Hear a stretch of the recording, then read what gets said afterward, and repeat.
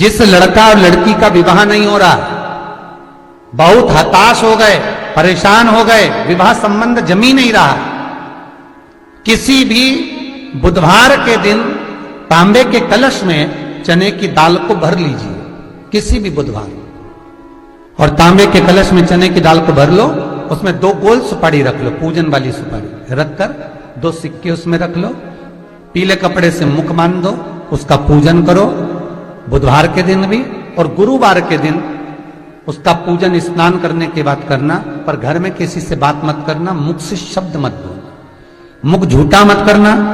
पूजन करने के बाद उल्टे हाथ पर कलश को रखकर सीधे हाथ से ढककर कोई ब्राह्मण के घर में जाकर साथ में किसी को ले जाओ, बिना बोले, बिना बात करे, बिना कहे, साथ जाकर ब्राह्मण का दरवाजा बजा दे, बात कर ले और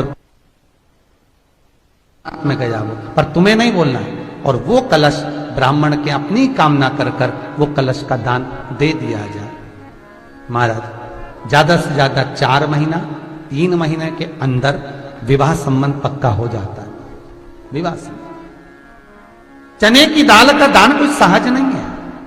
जिस नारी का रजोधर्म के अंतर्गत नारी को जो परेशानियां होती हैं, कोई के 8 दिन पहले, 4 दिन पहले, 3 दिन पहले कहीं ना कहीं रजोधर्म के अंतर्गत जो बीमारियां होती हैं, उसके लिए महाराज 7 चने की दाल के दाने तुलसी महारानी के सामने कटोरी में रखकर तुलसी के 3 पत्ते उसमें डालकर अपनी मनोकामना कर कर तुलसी में 3 बार जल छोड़कर वो तुलसी और वो चने की दाल ले जाएं और उसको धीरे धीरे कर कर एक एक कर कर सुबह शाम दोपहर में उसको खा लीजिए। रजो धर्म से जुड़ी हुई परेशानी समाप्त। कोई सहज नहीं है महाराज। चने की दाल को स्वर्ण दान का भी भाव कहा गया। हमारे हिंदू धर्म में चने की दाल को स्वर्ण दान भी करते हैं। जो व्यक्ति स्वर्ण दान नहीं कर पाता वो चने की दाल का दान कर देता है, तो स्वर्ण दान के बराबर मान्य हमारा। फिर निवेदन करा, चने की दाल का व्याख्यान वर्णन फिर किया गया। मान लो कोई प्लाट है, कोई प्रॉपर्टी है, कोई जमीन है, कोई जायदाद और नहीं बिक रही, बहुत परेशान हो गए, लाखों करोड़ों रुपए तुम्हारे डूब गए और ये प्रॉपर्टी बिके, तब तुम उबरो, तो उसके लिए चने की दाल को एक रात्रि पहले रविवार के दिन घर में गला लीजिए और उसको गलाकर दूसरे दिन उसमें थोड़ा सा चंदन मिलाकर पीस लीजिए। पर पीसना आपको मिक्सर में नहीं है, पीसना आपको सिलबट्टे पर, चकोटी पर जो आपके यहाँ उससे उसको पीस लीजिए। और पीसने के बाद उसमें थोड़ा सा दूध मिलाकर शिव मंदिर में जाकर शंकर भगवान के शिवलिंग का सोमवार के दिन लेपन करिए। लेपन कर कर अपनी कामना कर कर शिवलिंग पर 3 उंगलियां लगा लीजिए महाराज, अपनी कामना कर कर। जो 3 उंगलियां आपने लगाई है, उंगली हटाते समय चंदन के लेपन को जो लगाया आपने, चने की दाल का लेपन, स्वर्ण का लेपन, उसको हम कहते हैं स्वर्ण लेपन, उसको लेकर आ जाइए महाराज। उसको थोड़ा सा लेकर आ जाओ, एक किसी भी फूल में उसको लगाकर जो जमीन, जो प्रॉपर्टी, जो जगह बेचना है वहां पटक दीजिए महाराज। उसके ग्राहक आना चालू हो जाएंगे और वो प्रॉपर्टी शीघ्र बिक जाएगी। अपनी कामना के अनुसार बिकेगी कि कितने में आपको बेचना, अपने अनुसार। महाराज चने की दाल स्वर्ण दान के बराबर है। चने की दाल को सहज नहीं समझा जाता। गुरु भक्ति के लिए बहुत मूल है। माताएं कई बार पीले गुरुवार करती हैं या केले के पेड़ के नीचे पूजन करती है तो चने दाल समर्पित करती है। क्यों करती है? उसका भाव है स्वर्ण दान के बराबर, मनवांचित फल की प्राप्ति के लिए, मनोकामना के लिए। जिस जमीन में फसल कम होती हो, जिस जमीन में प्रॉपर्टी के अंतर्गत कहीं लाभ नहीं मिल रहा हो, जो कई लोग वो जमीन की दलाली का काम करते हैं ना, जमीन बेचवाते हैं, खरीदवाते हैं और कोई लाभ ही नहीं मिल रहा, कई दिनों निकाल दिए, साल निकाल दिए, कोई लाभ नहीं हुआ, तो निवेदन है शंकर भगवान के मंदिर में शिवलिंग पर 108 चने के दाल समर्पित करो। उस 108 चने की दाल को प्रदोष के दिन शाम के समय समर्पित कर कर उस दाल को उठाकर लिया, जेब में पीले रुमाल के साथ उसको बांध कर रख लो। किसी प्रॉपर्टी का सौदा कराने जाओ, उसको पटक कर लेकर जाओ, आपके लाभ होना चालू, सौदे होना चालू, आपको कमीशन मिलना चालू। एक शमी का पुष्प और एक जल में मिला हुआ दूध, जल में मिला हुआ दूध और एक शमी का पुष्प। थोड़ा ध्यान देना कथा की ओर, बहुत भाव से श्रवण करिएगा।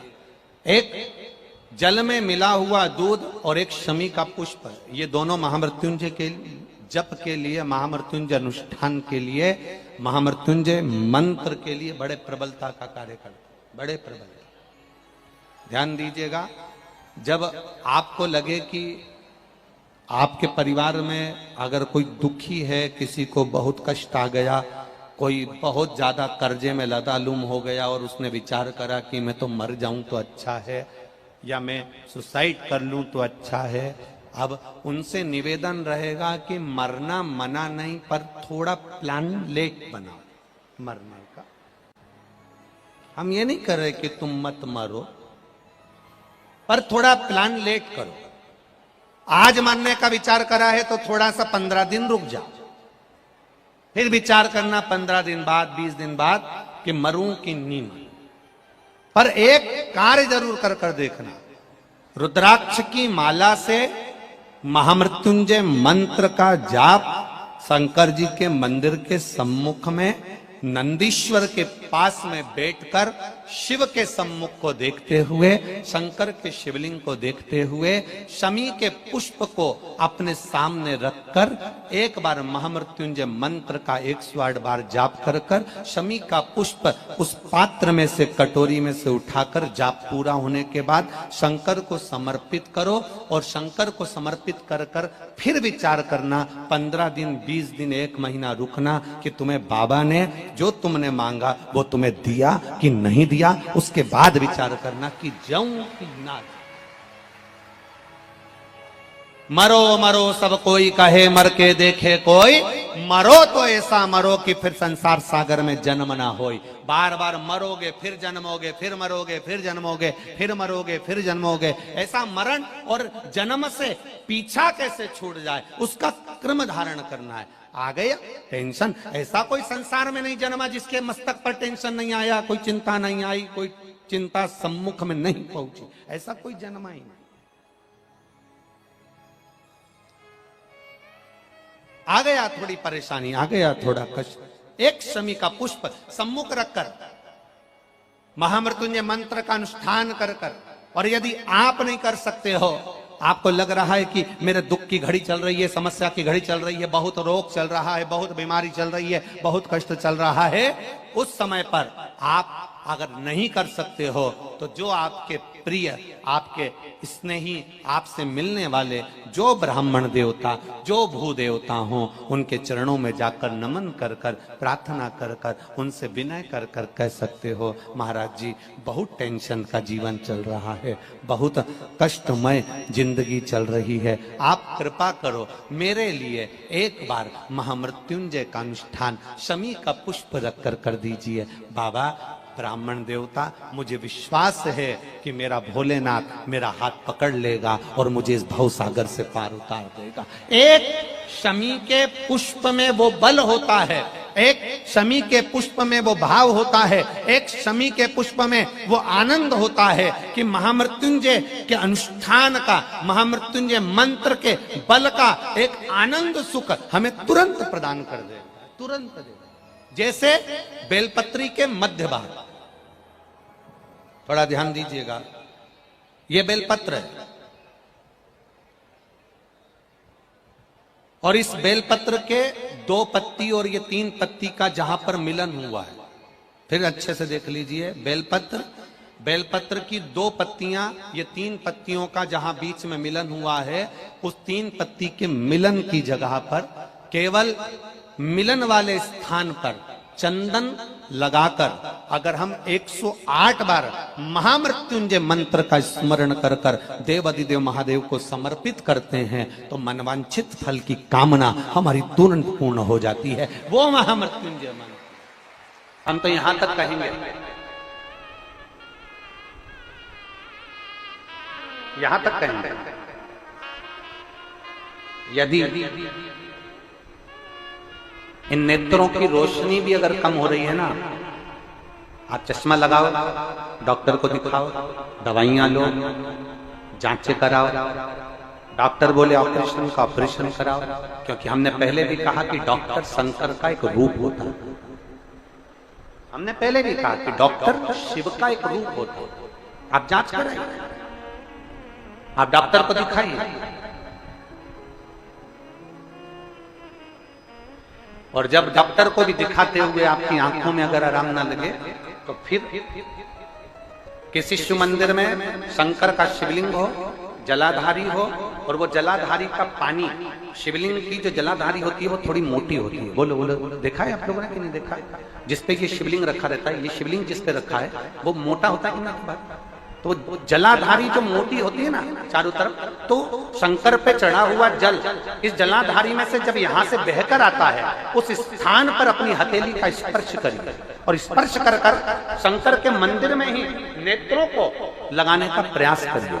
22 से 25 दिन तक आंखों में लगाने का प्रयास करना।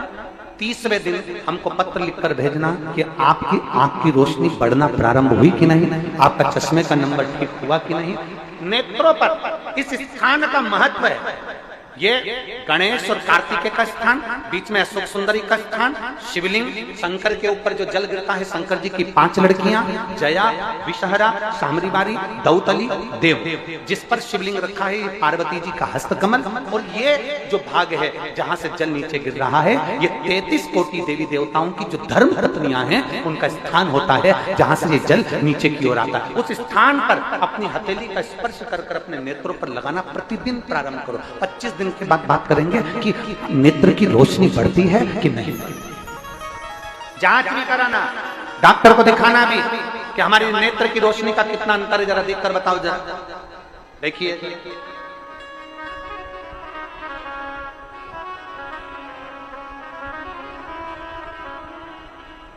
और मेरे भोले तेरा सहारा है, मेरे भोले तेरा सहारा है, मेरी नैया का तो किनारा है, मेरी नैया का तो किनारा।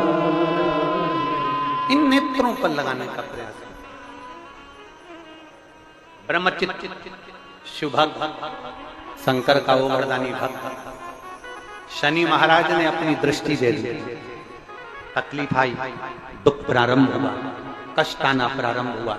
शनि जब अपनी दृष्टि देता है कष्ट आता है, और ऐसा कोई व्यक्ति नहीं जिस पे शनि की दृष्टि नहीं पड़े। तो महापुराण की कथा कहती है, जिसको रात्रि में सोते समय या सुबह या ऐसा लगता है कि मुझे स्वप्न में सर्प नजर आते हैं, सांप दिखते हैं, कोई मरा हुआ व्यक्ति नजर आता है, उसको लगता है कि कोई डरावनी सी वस्तु नजर आती है, कोई श्वेत वस्त्र नजर आते हैं, या कोई सर्प नजर आता है, तो हमारा शास्त्र कहता है शिवलिंग, जैसे ये शिवलिंग है पूरा जलाधारी पर रखा हुआ है, और जो शिवलिंग है, इस शिवलिंग के 5 स्थान ऐसे नियुक्त कर लीजिए। कितने स्थान? 5। चंदन लीजिए, उस पे एक चावल का दाना, एक अक्षत, वो भी चंदन में गीला करा हुआ, पूरा चावल का दाना। 5 स्थान नियुक्त कर लो। एक स्थान ये कर लिया हमने, चंदन लगाया, उसमें चंदन का चावल का दाना लगाया। दूसरा स्थान हमने ये नियुक्त करा, हमने चंदन लगाया, उस पे चावल का दाना लगाया। तीसरा स्थान हमने ये नियुक्त करा, चंदन लगाया, चावल का दाना लगाया। चौथा स्थान हमने ये नियुक्त करा, चंदन लगाया, चावल का दाना लगाया। 5वां स्थान हमने ये नियुक्त करा, चंदन लगाया, चावल का दाना लगाया। बस एक बेलपत्र अशोक सुंदरी वाली जगह पर पहले चढ़ा देना है, फिर ये 5 स्थान पर चंदन की बिंदी और एक चावल का दाना लगा देना। इस बेलपत्र को उठाकर लाना है प्रदोष काल में। प्रदोष काल सूर्य जब जा रहा हो, चंद्र प्रवेश कर रहा हो, उसको प्रदोष काल कहा गया। उस प्रदोष काल में इस बेलपत्री को भगवान पतालेश्वर महादेव का नाम लेकर खा लेना है। कभी जिंदगी में तुम्हें सर्प का स्वप्न आ ही नहीं सकता और सर्प का भय नहीं हो सकता। ये पतालेश्वर है। 5 स्थान,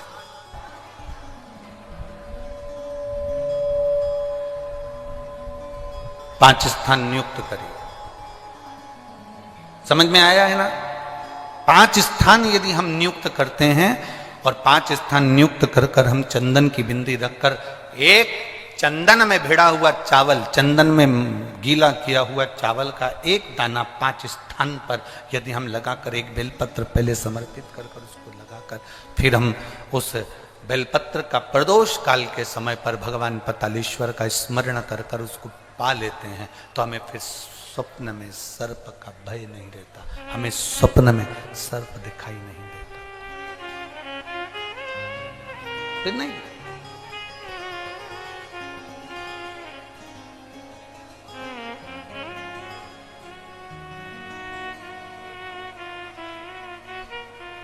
महाराज,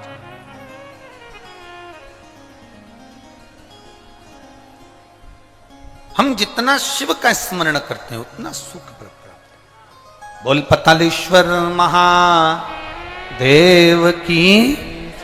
भगवान शिव की भक्ति का भी आज भी स्कंद पुराण कहती है कि भगवान शंकर ने अन्नपूर्णा के दरवाजे पर पहुंचकर जब काशी में भिक्षा मांगी थी तो अन्नपूर्णा ने कहा था, ए शंकर, मैं उस गरीब से गरीब व्यक्ति का भी भंडार भर के रखूंगी, बस एक गलती नहीं होना चाहिए कि जहां भोजन बने उस स्थान पर बैठकर, उस स्थान पर खड़े होकर भोजन बनाते समय उस भंडार गृह में झूठा नहीं होना चाहिए।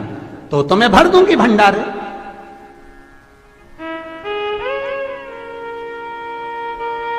जिस प्लेटफॉर्म पर खड़े होकर माताएं भोजन बनाती ना, सब्जी बघारती, वहीं पे हाथ में लेके चख लेते।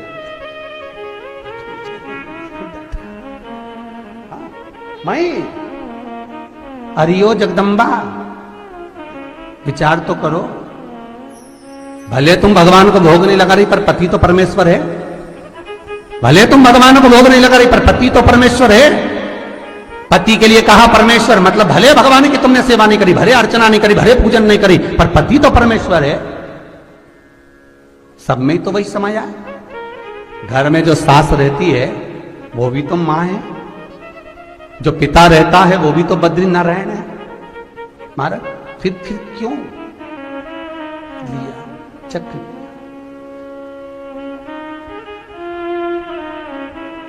तुम चक कर भी बनाना तो भी तुम्हारे घर में स्वाद नहीं रहेगा।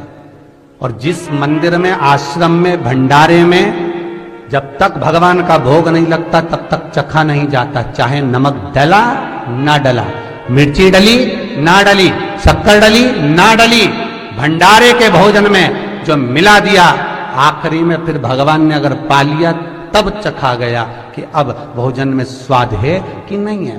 तो कभी अन्नकूट की जो सामग्री बनती है, सब्जी बनती है, राम भाजी बनती है, राम भाजा बनता है, मिक्स वेज सब्जी बनती है, भगवान के भंडारे की कद्दू की सब्जी बनती है, उसमें आप भले मिर्ची ना डली, नमक ना डला, फिर भी घर में एक पूरी खाते होगे, वहां 4 निपटा क्या होगा? क्यों? क्योंकि वहां अन्नपूर्णा स्वयं देने के लिए तैयार खड़ी है। और हमारे घर में तुम चक के बना रही, बेटे को दूध भी दे रही तो बोतल में से 2 बूंद टपका के पहले चख ले रही। बाहर चले जाओ, बाहर चख सकते हो, बाहर जाकर पाओ, फिर बच्चे के लिए दूध में शक्कर मिला लो। और चाय बनाते हुए गैस के ऊपर चाय रखी है, मई उकल रही, मई से चाय की चन्नी से लेके फिर चख ली। कैसे आए रे अन्नपूर्णा, ये तो बताओ। लोग कहते हैं हमारे घर में सारा सुख है गुरुजी, पर शांति नहीं है। हमने शांति ना जाने चली गई क्योंकि किचन में किचकिच भरा गई। शांति कहां से होगी?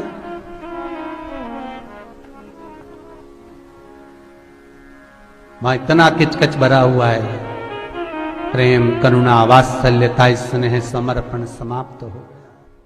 पानी का मटका, हंडा, भले तुम्हारे घर में नल से पानी आ रहा हो, आरओ का पानी आ रहा हो, तुमने आरओ लगा रखा हो और उसके नीचे एक छोटा सा हंडा, मटका, कुछ भी, छोटा सा घड़ा, कुछ भी रखना जरूर चाहिए। रसोई घर में भले इतना बड़ा हंडा रखो, मटका रखो, घड़ा रखो, कलश रखो, पर रखना जरूर चाहिए। क्यों? उसमें पितरों का स्थान होता है। तो घर में, रसोई घर में कभी परिवार में किचकिच नहीं होती, क्लेश नहीं होता। अगर हंडा भरा हुआ है, हंडा खाली होते होते जब सुबह के समय पर पानी थोड़ा रह जाता है, उस घर में जहां हंडा आधे से ज्यादा खाली हो जाता है, शास्त्र कहता है, भविष्य पुराण कहती है, जहां पानी का हंडा आधे से ज्यादा खाली हो गया, समझ लेना दूसरे दिन रसोई घर में क्लेश जरूर होगा, यह पक्का। इसलिए हंडे की सीमितता देखी जाती है। मटके को, हंडे को, कलश को आधे से ज्यादा भरकर रखा होना चाहिए। भले आधे तक भरा रहे पर आधे से नीचे नहीं जाए। उस घर में अब माताएं पूछती हैं, पंडित जी हमारे घर में बहुत क्लेश है, हमारी बहू सुनती नहीं, बहू के हमारी सास नहीं सुनती। क्लेश हो कहां से रहा? जब तुम लड़की पसंद करके आई, उसका पांव देख के आई, 25 बार फोटो देखा, अपनी रकम तोड़वा तोड़वा के बहू को सोने की रकम चढ़वा दी, खुद ने अच्छी साड़ी नहीं पहनी, 10-10 हजार का सूट चढ़ा दिया, चुन्नी बेस, डब्बा दिया तैयार होने का, चप्पल दी नाप की, चूड़ी का नाप मंगवाया, इतना प्रेम, और घर पे आके जगदम्बा हो गई। कारण क्या है? इतना क्लेश कहां से आ गया? जब तुमने पसंद करी, तुमने देखी, लड़की वालों ने यहां देखा, लड़के वालों ने वहां देखा, जब एक दूसरे को देख के सब बात हुई है, संबंध हुआ, रात भर बात चली, फिर क्या हो गया? यहां तो रोज फोन लगाती थी, मम्मी ये वाली साड़ी तैयार कर लो। हाँ बेटा कर ले, ऐसी बात सास और बहू में चले। चूड़ी का नाप भेज दीजिए, चोली का नाप भेज देना, और मैंने डब्बा तैयार कर लिया है, मैंने वीडियो कॉल में दिखाया, देख ले, यही है। चप्पल भी लिए, ये भी लिया, चोटी भी ली, गजरा भी लिया, दुनिया का सामान लिया, शादी करी ने 2-3 लाख रुपए तो गार्डन में खर्च कर दिए, ने लोगों के खूब चटाया, 2-3 लाख रुपए खाने में खर्च कर दिए, गिफ्ट भी दिया मेहमानों को। जब इतना खर्च करा, इतनी जोरदार बातचीत थी, फिर आखिर 1-2 साल में ऐसा क्या हो जाए कि ये जगदम्बा ने ये कात्यायनी हो जाए? कारण क्या है? वो कारण तो ढूंढो। अरे बोलो तो सही है कि नहीं है? कारण तो ढूंढो कि कारण क्या है ऐसा, कि क्या कारण हो गया? अब दोष दे नहीं कि माँ ने सिखा दिया होगा, और वो दोष दे, तुम तो अपनी माँ के ही हो, हमारी तो सुनो ही नहीं। अब वो इधर दोष, वो उधर दोष दे। ये दोष देने से कुछ नहीं हो, अपने कर्मों का दोष देखो। ने जरूर झांक कर देखना कि सवेरे सवेरे कहीं हंडा खाली तो नहीं मिल रहा है, पूरा नीचे तक तो नहीं चले गया, आधे से नीचे तो नहीं हो गया। मतलब घर में दूसरे दिन क्लेश तो होना ही है, भले कटोरी के चक्कर में, पानी के चक्कर में, रसोई घर के चक्कर में, रोटी के चक्कर में, चाहे दिन भर में कभी भी होगा, पर 24 घंटे में क्लेश होगा, वो पक्का है।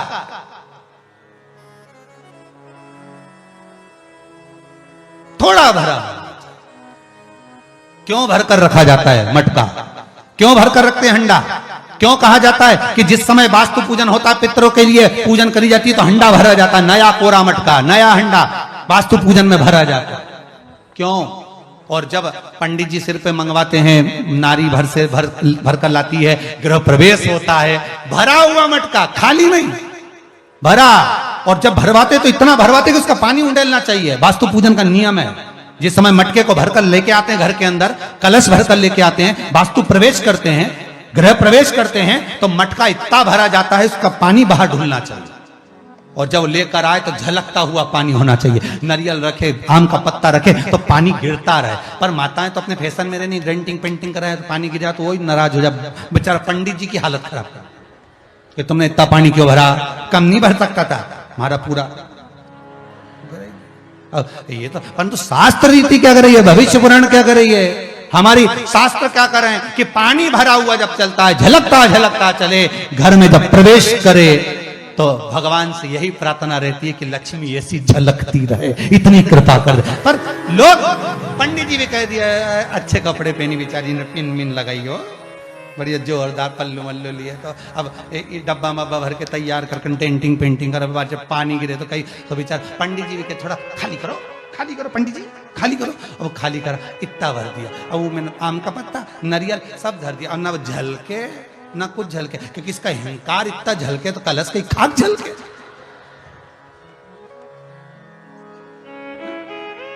ये तो गृह प्रवेश कर रही तो अपने आप को ऐसी समझ रही कि महारा बराबर कोई नहीं बनाया ऐसी, और ऊपर से के फोटो खींचने वाला फोटो खींच।